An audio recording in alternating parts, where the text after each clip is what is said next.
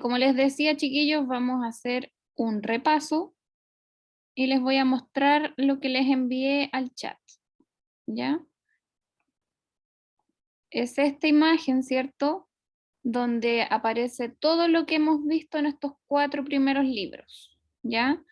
Primero podemos ver que en el libro número 1 trabajamos con los textos argumentativos y los tipos de argumentos. En el libro número 2 vimos la editorial periodística, las cartas al director, un mapa conceptual de síntesis sobre el texto argumentativo, que vendría siendo como lo más importante, a modo de que ustedes también lo puedan estudiar antes de rendir las pruebas. Ya en el libro número 3 aparecen los medios de comunicación, el artículo o columna de opinión, la crítica, la estrategia de comprensión lectora, que yo siempre se las enseño, y así. Acá al medio, si ustedes se fijan, aparecen el número de páginas en donde van a encontrar estos títulos. ¿Ya? En el último libro, el número 4, vimos el ensayo, el texto jurídico y administrativo, y algo sobre la coherencia y cohesión. Y como les decía, aquí al medio están las respectivas páginas donde van a poder encontrar estos tipos de texto y también parte del contenido que trabajamos en estos 4 primeros libros. ¿Ya? Como les decía al inicio de la clase, chiquillos, vamos a trabajar con el primero, porque vamos a repasar todo lo que vimos en cada uno de los libros, ¿ya?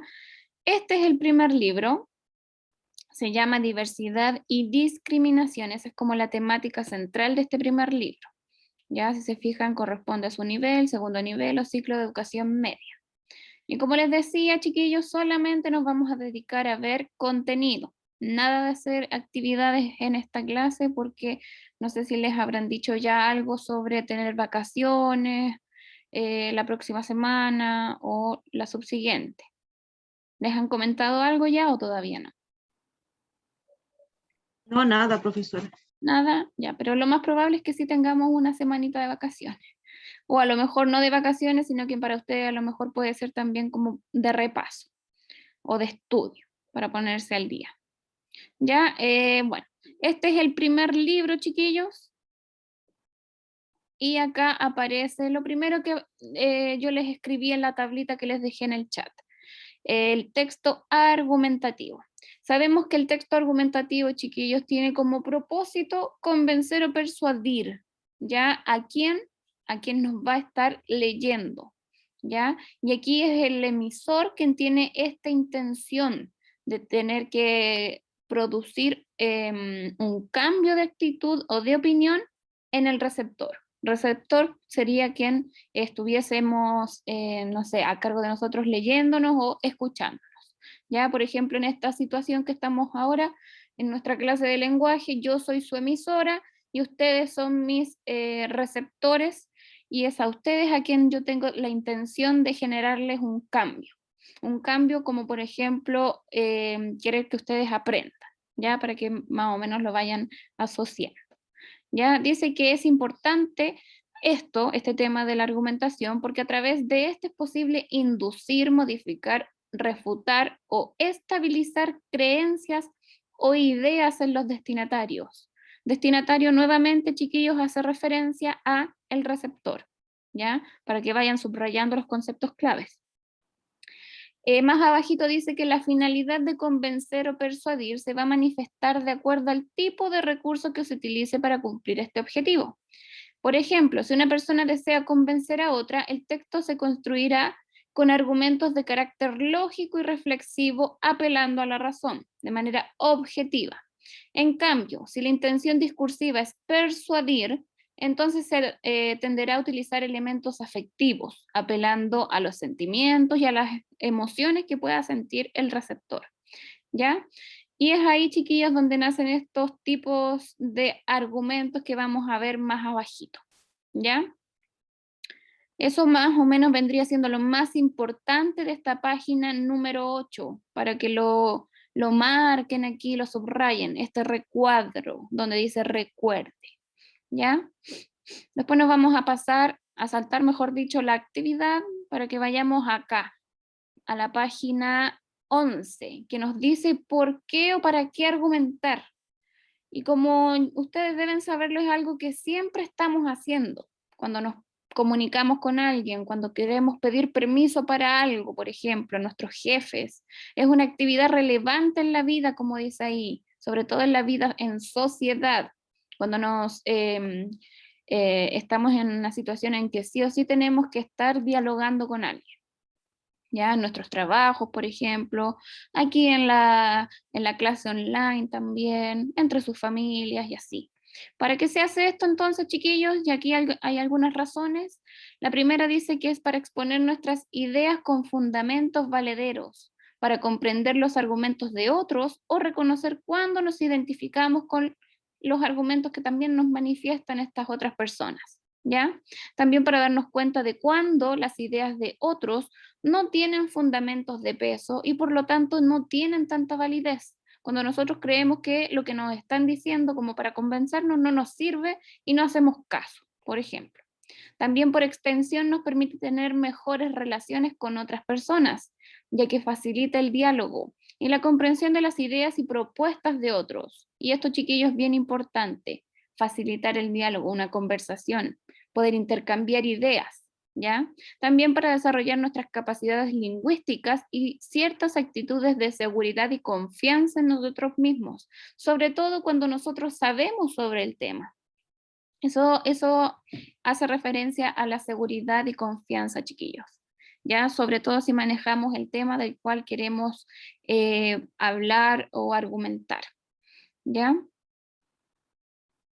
Ahora se supone que viene otra actividad, pero como les había dicho, la saltamos y pasamos a los tipos de argumento que nos vamos a encontrar en la página, bueno, en la tablita yo se las puse, pero aquí están los conectores y aquí en la página 23 aparecen los tipos de argumentos, ¿ya? Y los tipos de argumentos son varios, pero aquí solamente aparecen algunos. Y estos dependen de la forma de razonamiento que se realice y si el énfasis está en lo lógico y racional o si está enfocado en lo emotivo y afectivo. O sea, si queremos convencer o si queremos persuadir. De eso va a depender el tipo de argumento que se utilice cuando generemos algún texto o algún discurso. ¿Ya? El primero, como ustedes verán acá, tiene que ver con los datos y hechos, aquellos argumentos que se basan en eso, ¿ya? Y estos presentan información que descansa en hechos demostrables o en datos estadísticos, para que subrayen esta frase u oración.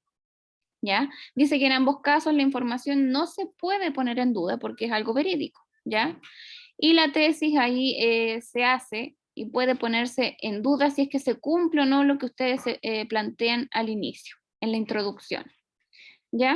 Estos entonces serían los primeros tipos de argumentos que se basan en datos y hechos. Y acá hay un buen ejemplo gráfico que vendría siendo un gráfico y este está hablando sobre la destrucción de la capa de ozono, ¿ya? Luego de eso nos vamos a encontrar con los que se basan en la autoridad. ¿En qué autoridad se preguntaron ustedes? En las universidades, por ejemplo, estas universidades que se dedican a la investigación. Y acá aparece como ejemplo la Universidad de Washington, ¿ya? Y esto dice ahí que se hacen o sea, el uso frecuente que se hace de ellos es a partir del nombre de personas o instituciones de prestigio reconocidas como autoridad. Si nos enfocamos acá en Chile, por ejemplo, vendría siendo la Universidad de Chile, la Católica, las más importantes y que se dedican a la investigación. ¿Ya?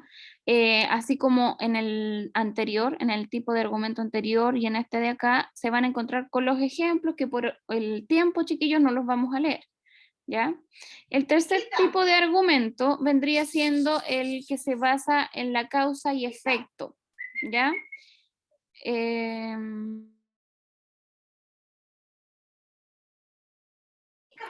El tercero es el que se basa en la causa y efecto y este pretende comprobar la tesis al razonar que A partir de una causa se provoca un determinado efecto, como dice ahí. Se espera que la relación entre la causa y efecto se haya comprobado también científicamente. Sin embargo, como dice ahí, hay que tener la prevención de que en muchos casos las personas e incluso los científicos determinan que solo porque ocurren dos hechos de manera secuencial, el primero es a causa del segundo. O sea, tiene que ocurrir algo primero para que haya o exista un efecto que va a hacer esa segunda situación que va a ocurrir, ¿ya? Por eso se dice ahí que es de manera secuencial. Nuevamente ahí ustedes se encontrarían entonces con un ejemplo. El cuarto tipo de argumento es el que se basa en las generalizaciones, ¿ya? Y este se sostiene a partir de una serie de situaciones similares y específicas que concluyen una afirmación general. Y acá, para explicárselos mejor, chiquillos, el ejemplo se enfoca en que los jóvenes, se dice que los jóvenes tienen una vívida imaginación y son más creativos que las personas adultas o los ancianos, ¿ya? Porque los ancianos o los adultos tienen como una rigidez de pensamiento, como que no pueden ir más allá de lo que es, de lo que piensan, ¿ya? A diferencia de los jóvenes. Y eso es una generalización, abarcar a algo, una situación similar dentro de algo específico, ¿ya? Por eso se dice que son situaciones similares y específicas que concluyen en algo general, ¿ya? La quinta o el quinto tipo de argumento apela a los sentimientos, y aquí tiene que ver mucho más con la persuasión, ¿ya? Y esto utiliza recursos que pretenden conmover al receptor, incorporando elementos afectivos y emocionales, ¿ya? Bueno, y ahí estaba el último ejemplo. Entonces, 5 son los tipos de argumentos que les presenta este primer libro a ustedes, chiquillos. Los basados en datos y hechos, los basados en autoridades, que vendrían siendo estos de acá, los que se basan en la causa y efecto, los basados en generalizaciones y los que se basan o apelan a los sentimientos, que vendrían siendo los últimos, ¿ya? Dice ahí que es importante aclarar que en muchas ocasiones varios de estos tipos de argumentos pueden ser utilizados dentro de un mismo texto. O sea, no solamente vamos a utilizar uno, sino que siempre va a ser más de uno. ¿Les va quedando claro, chiquillos?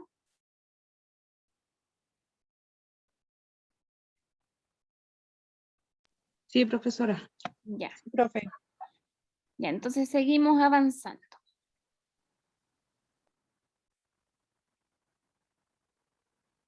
Bueno, acá vienen las actividades que espero que ustedes las tengan. ¿Sí? Y terminamos con el primer libro. O sea, teníamos los argumentos, el texto argumentativo y los tipos de argumentos. Eso es como lo más importante de este primer libro, ¿ya? Luego nos pasamos al segundo libro, que se llama La realidad y el lenguaje, ¿ya? Nos saltamos la presentación y tampoco vamos a ver las actividades. El primer tipo de texto que aparece aquí es el editorial, que está dentro de los textos periodísticos, pero de opinión, ¿ya? Junto con las cartas al director, que también las vamos a ver más abajito, ¿ya? Y también con la crítica. Estos aparecen en los diarios, periódicos o revistas. Ahí podemos encontrar el editorial, ¿ya?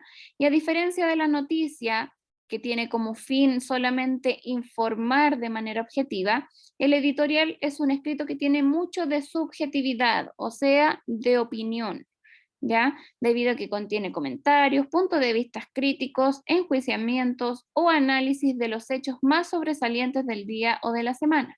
Y aquí quiero hacer un stop con la lectura, chiquillos, para pasar a decirles que el editorial es escrito por el equipo periodístico del diario, de la revista, ¿ya? No lo escribe el público, no es como la carta al director que le escribe cualquier persona que entienda sobre el tema y se dirige a la línea editorial que tiene el diario, las últimas noticias, el Mercurio, cualquiera de esos que ustedes conozcan. Pero el editorial, chiquillos, lo escribe el equipo periodístico, ¿ya? O el director de prensa, para que ustedes sepan. ¿Ya? Dice ahí, debido a esto, el editorial junto con los otros textos escritos de opinión son considerados como textos argumentativos. El editorial publicará y expondrá la opinión y postura ideológica de ese medio, de las últimas noticias, de la cuarta que ya no existe, del Mercurio, y tienen que seguir esa línea, ¿ya? Según lo que escriba. Por ejemplo, podría existir una gran diferencia entre cómo escribe las últimas noticias y cómo es el Mercurio. Sabemos que el Mercurio es como para un público más como profesional, podría decirse, entendido en la política a lo mejor, o que tenga que ver con gente que tenga que ver con finanzas, ingeniería, pienso yo, ya porque es un diario bien grande, si ustedes lo han visto por ahí, y bien extenso también. ¿Ya? Y en general, chiquillos, los temas tratados en las editoriales corresponden a temas coyunturales. ¿Y qué quiere decir eso? A que estén siendo como de moda, ¿ya? Como que estén dando de qué hablar en el momento, ¿ya? Dentro del periódico, diario o revista, el editorial ocupa una página o espacio destacado o específico para esto. Y tiene como título, dice por ahí, editorial, ¿ya? Y como dice acá también, está casi siempre en las primeras páginas de los diarios, ¿ya? Este va generalmente firmado por el director o directora del medio, o por el editor o editora, o con una firma colectiva como consejo editorial. Eso va a depender de quién lo escriba, si es el equipo, el consejo editorial, si es el director, o si simplemente la editora o editor, ¿ya? Y esto porque el escrito representa las ideas y opiniones del periódico o revista en que aparece y no las ideas personales del periodista, ¿ya? Para que ustedes lo entiendan mejor aún. Y en cuanto a su estructura, perdón, dice ahí que suele ser bastante libre y está conformado por un título y un cuerpo. Eso quiere decir, chiquillos, que se parece a la estructura de la noticia, que sabemos que tiene un epígrafe, un titular, la bajada, el lead, el cuerpo y la imagen, ¿cierto? Pero en este caso el editorial es un poquito más corto y tiene un título, un titular bien grande con las letras grandes que ustedes pueden recordar de una noticia y el cuerpo, o sea, título y cuerpo, dos partes, ¿ya? Y el título debe ser breve y sugerente. Sugerente quiere decir que tiene que ser como un llamativo para que el receptor o los lectores que estén leyendo ese diario quieran seguir con esa lectura, que los llame, ¿ya? Que los motive a seguir leyendo, como dice ahí. El cuerpo se inicia con la mención de la noticia que se va a abordar. Luego se señala la opinión, los juicios, la valoración, la crítica o lo que sea que se defina el punto de vista del texto. ¿Ya? Finaliza con un párrafo que reafirma la idea más importante planteada. ¿Ya? Y acá vamos a ver un editorial. Si se fijan, cumple con el título bien grande y luego ya tiene el cuerpo. Parece una noticia, pero no lo es porque es una editorial. Es una editorial. ¿Ya? Ahí también se encontraban con la actividad, que no la vamos a hacer porque tenemos que pasar a ver la carta al director, que también es similar al editorial, pero en este caso, chiquillos, la escribe el público, ¿ya? ¿Dirigida a quién? Al director de prensa o al equipo que dirige el diario, ¿ya? Es otro texto periodístico de opinión, para que subrayen esa palabra, presente en los diarios o revistas y bueno, la prensa destina un espacio a esta sección también, así como hay un espacio para el editorial, también hay otro para la carta al director, ¿ya? Cuyo objetivo es posibilitar un intercambio de ideas, juicios y opiniones, y esto por favor subrayenlo, porque esto se da, como dice ahí, entre el medio de comunicación, o sea, el diario, y el público lector, quien estamos leyendo, ¿ya?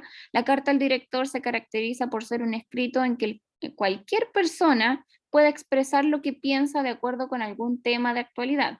Obviamente, chiquillos, esa persona tiene que ser segura, como decíamos, como veíamos en el primer libro, ¿cierto? Tiene que manejar también muy bien el tema, saber escribir bien, ojalá redactar bien, sin faltas de ortografía, sin errores ortográficos, bien coherente y manejando el tema, ¿ya? Los propósitos de la carta al director son muy variados y entre los más comunes se encuentran emitir un juicio sobre un hecho contingente de moda, o no de moda, sino que se esté hablando sobre eso, que aparezca harto en las noticias, expresar también una opinión frente a algún tema, una felicitación puede ser también, o una queja, que son las más comunes, ¿ya? También puede existir denuncias o solicitar algo personal o para un grupo, comentar alguna situación pública, entre muchos otros propósitos, ¿ya?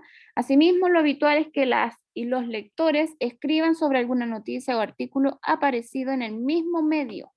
O sea, por ejemplo, yo compro el diario Hoy y, no sé, pienso o quiero entregar mi opinión sobre alguna noticia, escribo esta carta y la mando a este, obviamente por internet, a este diario y a lo mejor la publican al día siguiente o la próxima semana, ¿ya? Así se hace esto de la carta al director. Y dice que como se trata de un escrito publicado por un medio de comunicación, pero es de responsabilidad de quien lo escribe, o sea, de nosotros, del público, la carta siempre debe ir firmada y generalmente el mismo periódico es el que pone el límite a la extensión, tampoco tiene que ser una carta muy larga, ¿ya? Y a veces incluso chiquillos las titulan, les ponen un título a las cartas que envía el público. Ya, bueno, acá está más o menos la estructura en este recuadro de color verde, la página 13, y para que la vean aún mejor, acá está un ejemplo. Siempre empiezan con un vocativo que vendría siendo referencia a quien yo le escribo, señor director, después se exponen los hechos o sobre qué quiero hablar, luego se plantea la tesis, que vendría siendo lo que yo creo, mi idea que yo quiero plantear, luego la posición que tomo respecto a eso que planteé en la tesis, las sugerencias que quiero entregar, si es que es una carta sugerente o si es una denuncia, aquí va a depender de lo que yo quiera escribir. Luego tengo que hacer una conclusión y despedida ya al final y al último, como último paso de la estructura vendría siendo la firma e identificación para que sepan quién está escribiendo, ¿ya?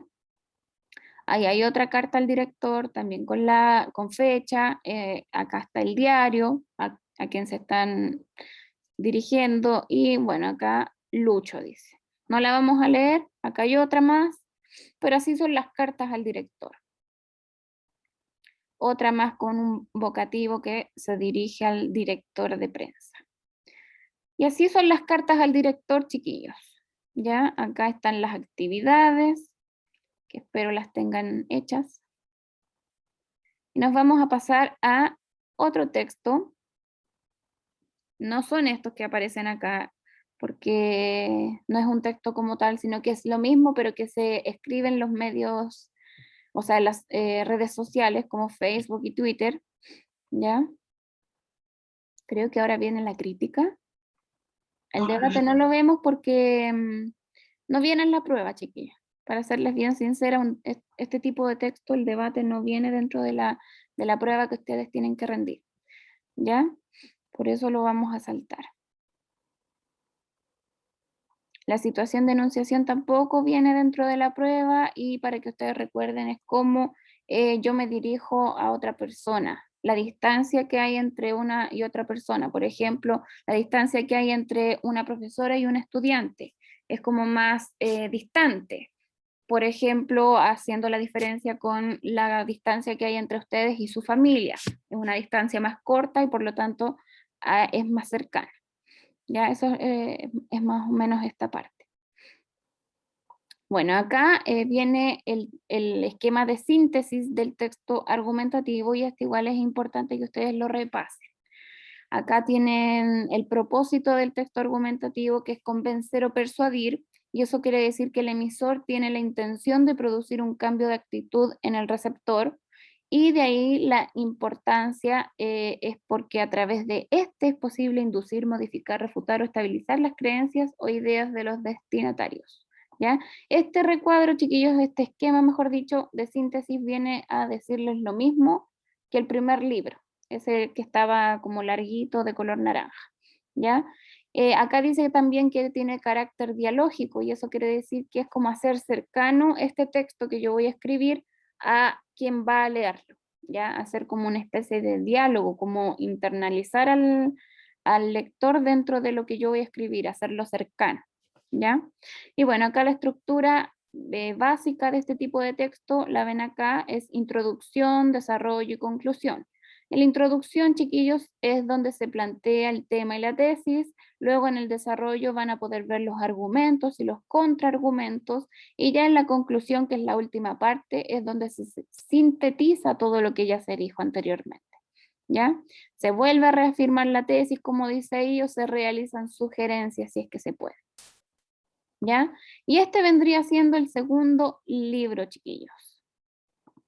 En el tercer libro, que se llama Literatura y Sociedad, nos vamos a pasar al tiro al primer texto. Creo que aquí viene la crítica. Ah, no, vienen los medios de comunicación primero.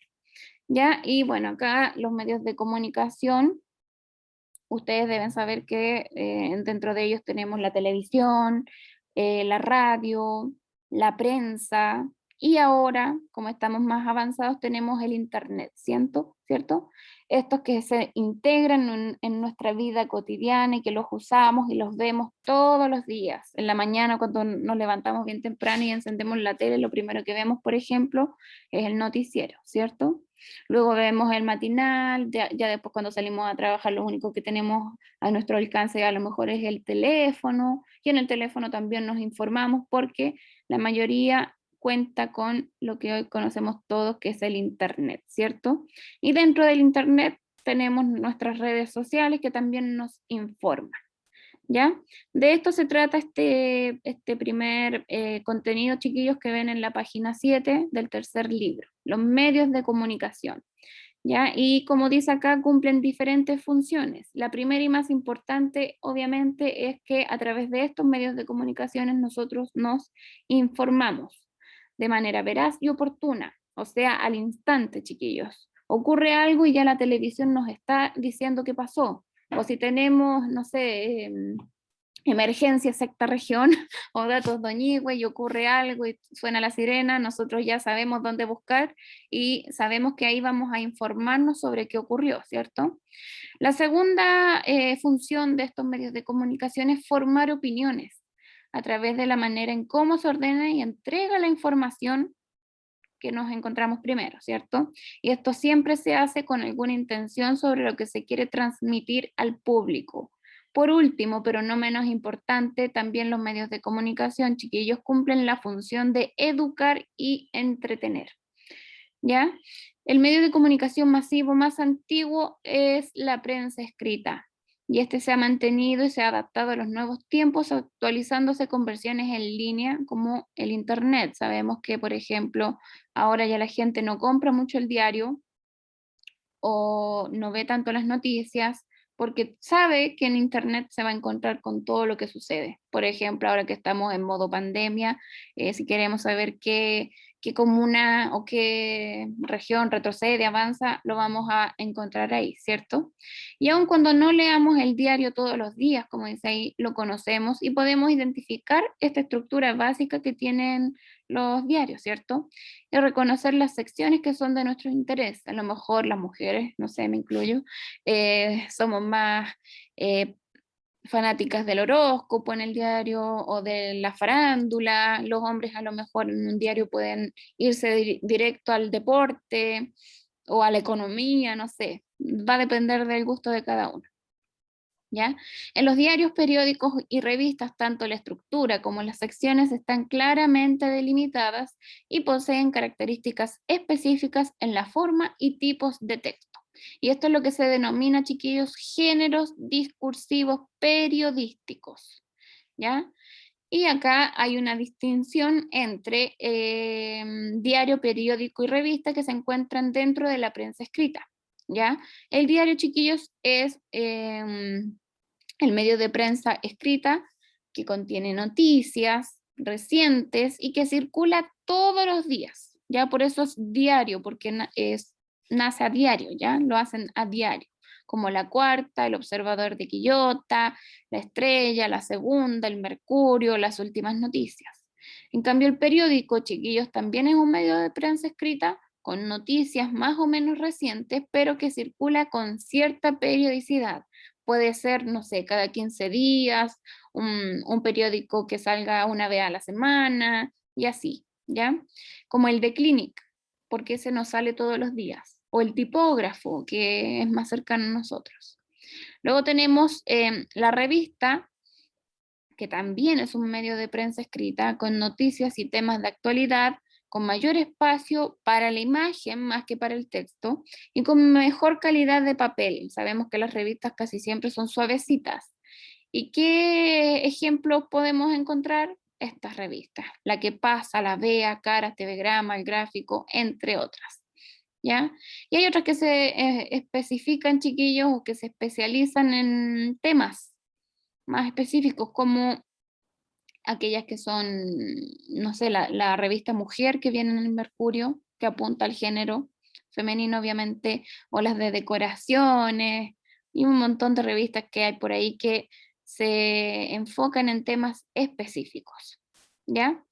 En los medios de comunicación, chiquillos, se reconocen tres tipos de géneros discursivos periodísticos. Tenemos, primero que todo, el informativo, el interpretativo y el argumentativo o de opinión, ¿ya? Cada uno posee características específicas y tipos de textos propios por cada uno, ¿ya? Y acá nos vamos a saltar esta parte y vamos a ir directamente a este esquema, donde aparecen cada uno de los géneros discursivos periodísticos y cuál texto o tipo de texto abarca cada uno. Por ejemplo, dentro del género informativo tenemos a la noticia, ¿ya? Y únicamente a la noticia, porque obviamente la noticia, ¿qué es lo que hace? Informarnos. Luego tenemos aquí el género interpretativo, y dentro de él tenemos los reportajes, por ejemplo, las crónicas o la entrevista. Y este último que vemos acá, el género argumentativo o de opinión, es el que abarca el editorial, que ya lo vimos, el artículo de opinión, que vamos a ver más abajo, la crítica, que tampoco la hemos visto, y la carta al director, que la vimos recién. Ya, entonces, el género discursivo periodístico tiene tres subgéneros, para que no los olviden. El primero vendría siendo el informativo, el interpretativo el segundo, y el tercero el argumentativo o de opinión. ¿Van teniendo dudas, chiquillos? Vayan marcando las páginas que son más importantes para que ustedes después las repasen, chiquillos, sobre todo antes de la prueba. ¿Ya?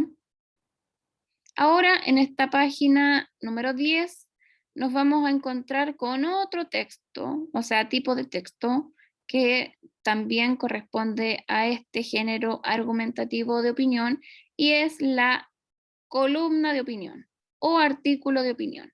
Y este se trata de un comentario sobre algún tema de actualidad, sobre alguna noticia a lo mejor, en el que se expresa la opinión y juicio personal de quien lo escribe, el cual no necesariamente es un periodista. En este caso, a diferencia de la carta de opinión, chiquillos, no lo escribe el público, sino que cualquier persona que sea parte de ese diario o de esa revista, ¿ya?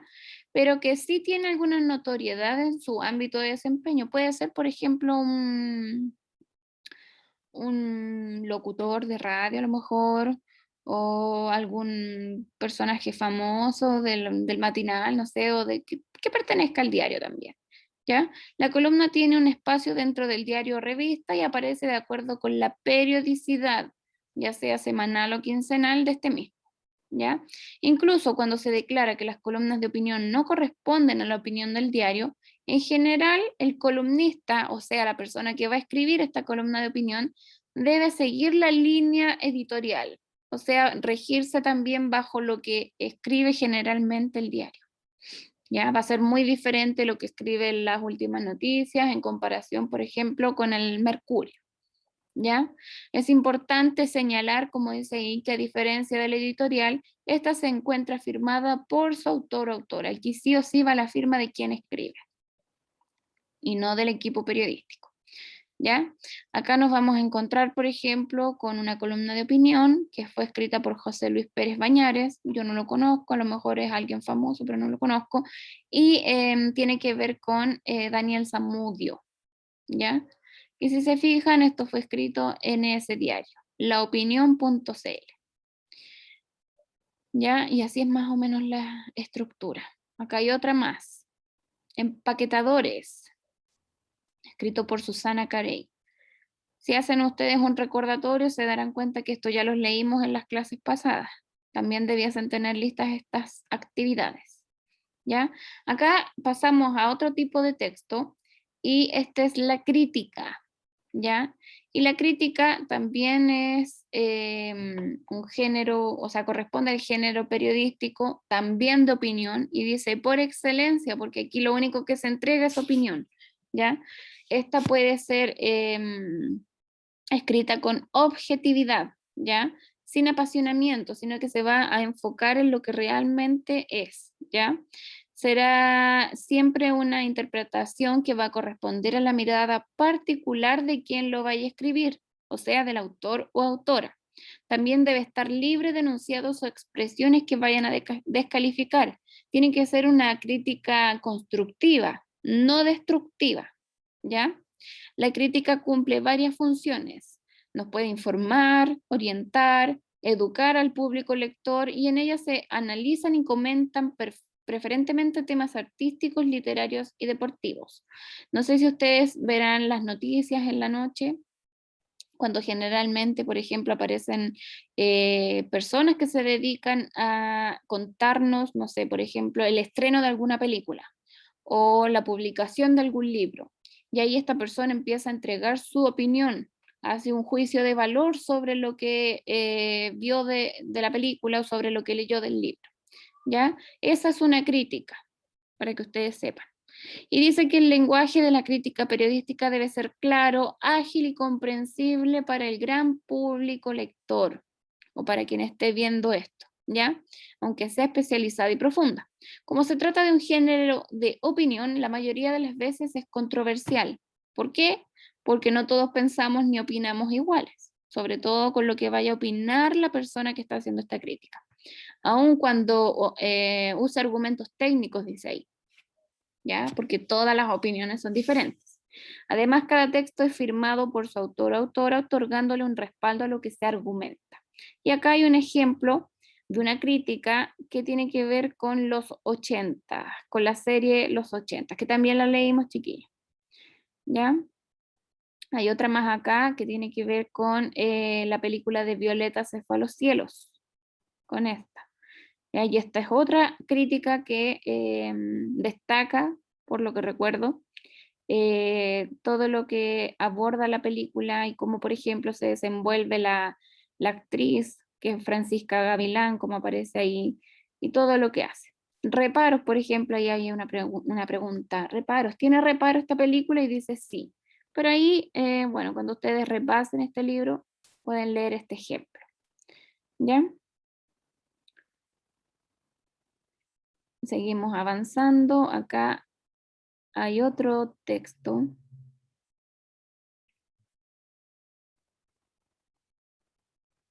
Bueno, acá se encuentran con la estrategia de comprensión lectora, chiquillos, que es la misma que les enseñé el año pasado y a inicios de este año también, que tiene que ver con los 3 momentos de la lectura, antes, durante y después.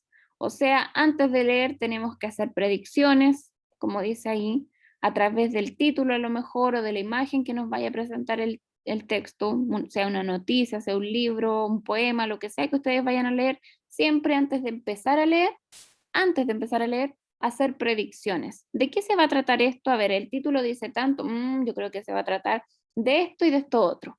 O a lo mejor ya la imagen es un futbolista. Ah, ya. Puedo pensar que este texto se va a tratar del deporte o de algún famoso. No sé, si es Alexis Sánchez, ya sabemos de qué se va a tratar.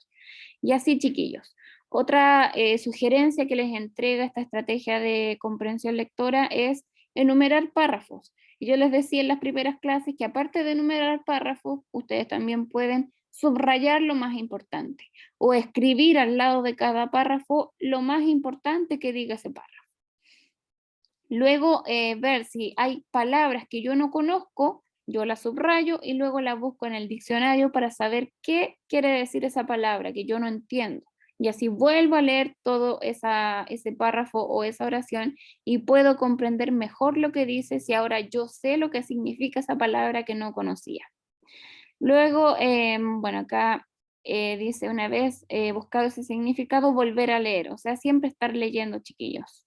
Y bueno, por último, siempre realizar una segunda lectura. No quedarse con la primera, porque a lo mejor en la primera lectura no vamos a entender todo. Y es necesario hacer una segunda lectura.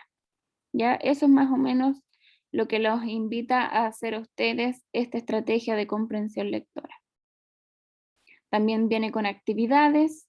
Luego de esto, ustedes se encuentran aquí con el contexto de producción y recepción, que es más o menos en qué momento se escribe un texto, en qué etapa o época vive un autor o autora, y eso.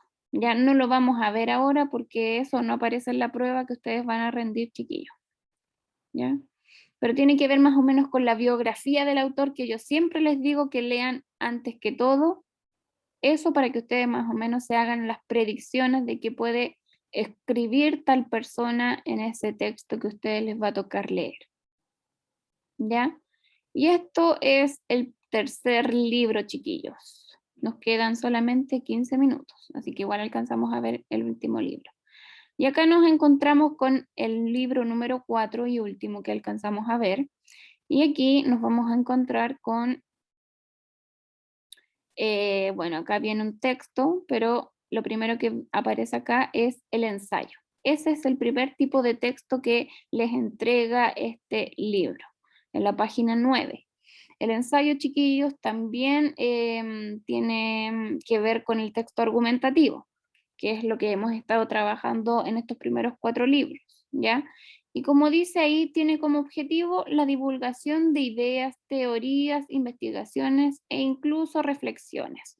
Eso es como el propósito del ensayo para que ustedes lo subrayen ahora, ¿ya?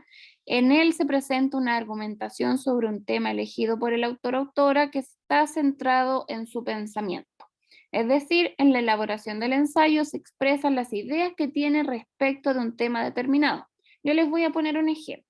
Cuando yo iba a la universidad, chiquillos, como estudié pedagogía del lenguaje, eso conllevaba leer muchos libros, ¿ya? Y por ejemplo, a mí me tocó leer un libro de Horacio Quiroga que se llamaba Cuentos de amor, locura y muerte, que a ustedes también les hice leer uno de esos cuentos que aparecen ahí en ese libro, como por ejemplo El almohadón de plumas o La gallina de Goya.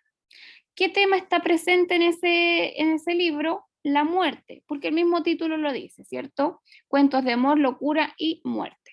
Entonces a mí, por ejemplo, en la universidad, en un ramo en específico, me decían que tenía que escribir ensayos. Y yo, por ejemplo, tenía que tomar el tema de la muerte bajo ese libro. Cómo se desarrollaba la muerte en el libro de Horacio Quiroga, cómo se presentaba. Y así yo tenía que escribir un ensayo entregando ideas, a lo mejor teorías, haciendo una investigación de cómo se presentaba la muerte en ese libro. Y de eso se trata el ensayo, chiquillos, de hacer una divulgación de ideas, teorías, investigaciones e incluso hacer reflexiones sobre algún tema en específico, ¿ya? Como dice acá, las características del ensayo son que es de carácter argumentativo, obviamente, que debe ser subjetivo, no es exhaustivo, es asistemático y tiene una relación dialógica con el lector, o sea, yo también lo hago parte de lo que estoy escribiendo, como que me relaciono con el lector, como que lo incluyo en eso que voy a decir.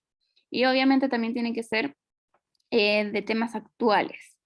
Vamos al primero, chiquillos, al carácter argumentativo, y aquí dice que el ensayista o quien escribe esto presenta una tesis que deberá probar durante el desarrollo del texto. O sea, primero planteo una idea y eso después lo compruebo, ya a través de argumentos que sostendrán las bases y serán el respaldo de sus ideas, opiniones, propuestas, etc.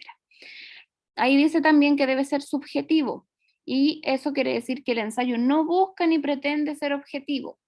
Las ideas, el pensamiento y punto de vista siempre van a depender de quien escribe, por eso es subjetivo, ¿ya? Dice acá que también no es exhaustivo, Y eso quiere decir que en la medida de que se trate de un ejercicio de pensamiento, porque estamos pensando y reflexionando para poder escribir esto, esto no pretende agotar un tema, sino que igual tiene que dar como cabida para que otra persona siga escribiendo o hablando de esto mismo que yo quiero tomar como tema. ¿Ya? También dice ahí que es asistemático, y eso quiere decir que no se ajusta a las reglas convencionales de un texto argumentativo y puede ordenar de diferentes modos los argumentos. Por ejemplo, como lo veíamos en el primer libro, a lo mejor yo tomo argumentos que apelan a lo emocional o que se basan en datos y hechos o en autoridades y así, ¿ya? Dice que tiene que tener una relación dialógica con el lector. Y aquí dice que el ensayo se puede aludir de manera explícita o implícita al lector con frases o enunciados. Y aquí es cuando yo les digo que como que hago parte del ensayo al lector, ¿ya? Y como última característica, chiquillos, debe ser actual. El contenido del ensayo debe ser sobre un tema actual, reciente o que por su relevancia tenga vigencia. ¿Ya? Y eso va a depender igual de lo que se vaya a escribir. Y como siempre, chiquillos, también tiene esta estructura básica, como todo texto argumentativo, que vendría siendo la introducción, desarrollo y conclusión. ¿Ya? Acá viene un esquema que también completamos, así que ustedes debiesen tenerlo completito. Y después vemos ejemplos de ensayos. Los últimos textos que leímos en nuestras últimas clases que tenían que ver con la identidad. ¿Ya? Ven, ahí hay otro ensayo más, con sus respectivas actividades. El último texto, chiquillos, y ya nos queda poquito, ojalá que alcancemos a verlo, es el texto jurídico o administrativo. ¿Ya? Y este igual no creo que les aparezca en la prueba, pero tiene que ver con las leyes, por ejemplo, con las normas, como dice ahí, con los procesos, o cuando nosotros vamos a un notario y hacemos trámites. Estos tipos de textos tienen que ver con eso. Ya son un tanto complejos de comprender porque utilizan palabras como bien rebuscadas, por así decirlo, como las que aparecen aquí en cumplimiento de o en conformidad con lo dispuesto. También hay palabras que son en latín, chiquillos, ¿ya? Como las que aparecen acá, como de facto, ex proceso, in situ y así. Esos son los tipos de textos jurídicos administrativos. Y acá hay un ejemplo que vendría siendo el último texto que leímos que tiene que ver con una modificación a la ley de filiación, ¿ya? Obviamente es una ley, ¿ya? Y acá hay otro texto que también venía siendo parte de esto y era una noticia, esta noticia que está acá, que tenía que ver con una señora que no estaba reconocida, que tenía que ver con la misma ley que se presentaba más arriba. Y eso es lo que vimos, chiquillos, en estos 4 primeros libros durante todo este tiempo. ¿Tienen alguna duda? Me gustaría saber si ven en el chat la tablita o imagen que les dejé para que ustedes la guarden en sus teléfonos o computadores y después la revisen y vean a qué páginas tienen que ir para poder estudiar para la prueba. ¿La ven, chiquillos, en el chat o se las vuelvo a enviar? A mí no me aparece, profesora. Ya, No se ve nada. se las voy a volver a enviar. A mí tampoco, profe. Avísenme ahora si les llegó o no, por favor. Dice que yo ya se las mandé. ¿La ven ahora? No se ve nada. ¿No? No. En el chat de Zoom. No. No, no se ve nada. No, Repaso, no se ve. ¿Cómo? repaso segundo ciclo me aparece. Sí, esa. Si ustedes la pinchan, ahí les va a aparecer la imagen, la pueden guardar o tomarle una captura de pantalla. A mí no se me ve nada. ¿No? No. A ver, se las No. voy a, chiquillos, voy a hacer algo mejor. Se las voy a compartir aquí para que ustedes le tomen una captura de pantalla. ¿Ahí la ven? Ay, ¿cómo le tomo la captura de pantalla? Ay.